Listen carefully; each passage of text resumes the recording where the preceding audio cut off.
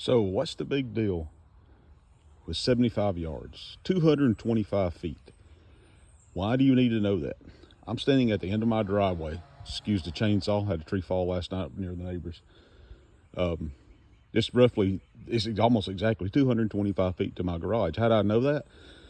The average person's average pace is about 5 feet every time you step twice. So, looking down at my pretty legs here, and 1, 5 feet, and 2, 10 feet, and 3, 15 feet. That's roughly all you need to know. You go and 1 and 2, whatever, and you multiply that by 5, because roughly that's 5 feet. You can measure me if you want to, but the average person's gait is about 5 feet. So if you start with like your left foot, the next time you're on your left foot, it should be about 5 feet on average. So who cares, right?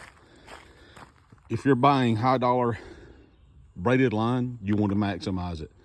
If you look at this distance, you're never going to cast 225 feet on a cast.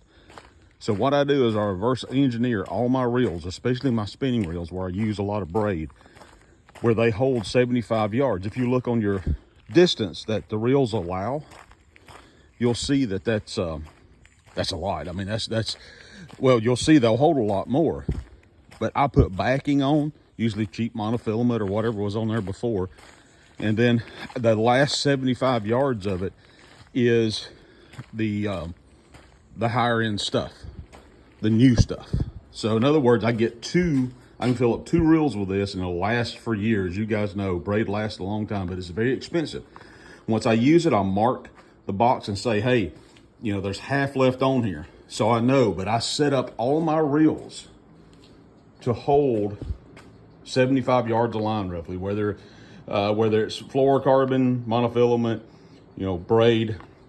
So guys, that'll save you some money. Learn that trick, learn your pace, mark it in your yard, wherever where your 75 yards, 225 feet is, and it'll save you a lot of money. Take care.